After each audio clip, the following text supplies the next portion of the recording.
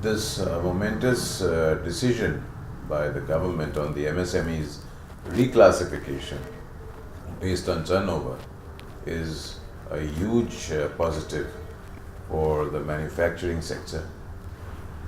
The very fact now that from capital investment the government has shifted to turnover based classification is the most sensible and a mature decision taken by our government. And now the medium enterprise is classified between 75 crore turnover to 250 crore turnover. And a small enterprise is turnover from 5 crores to 75 crores. And a micro enterprise is turnover of up to 5 crores. And plus, this will be considered as a priority sector lending. So this has opened the doors for the banks to now lend to the MSME sector.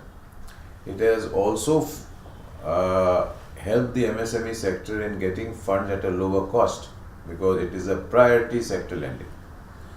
Thirdly, a lot of companies who are highly technically involved, financially evolved, management is very good, will all be covered under this 250 crores turnover, and these companies will actually be the torchbearers of taking this sector forward, and for other smaller companies to emulate them in their path of daily management, strategic growth for the future, and various other issues.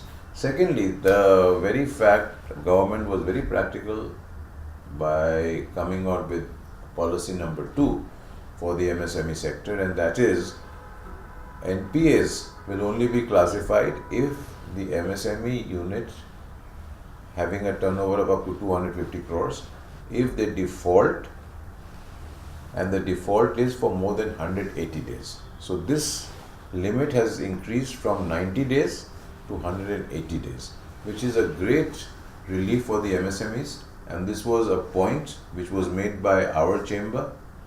Even on classification, our chamber made repeated requests to the government that classification should be on turnover, because world over the turnover factor does come in, and plus by doing this the government has also aligned the whole MSME sector to the GST regime.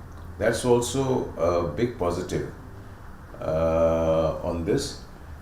So I think it's a great move by the Modi government, and this will definitely pay rich dividends in terms of creating employment, in terms of contribution of manufacturing to the GDP sector.